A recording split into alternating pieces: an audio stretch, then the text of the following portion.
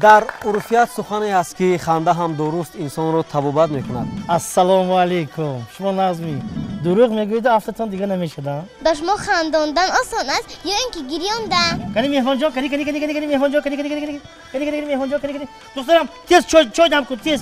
اکای مقیم جو یک لطفه گوید. ها نان کنی نان پخته می؟ چرا نام شما را مقیم موندم؟ یک هفته 27 بار جامعه شویی میکنم من. شما از چند سالگیتون به صحنه کلام برآمده؟ خوراک میخوری؟ چی با همون کوچه فاست فود خوردی؟ سوالهای امتحان را جواب ده. بزرگ این خیلی فربه نمیشه. بزرگ فربه شد کشته میخورن. چرا قهرمان رو نآورده؟ میشینیم هم خیلی.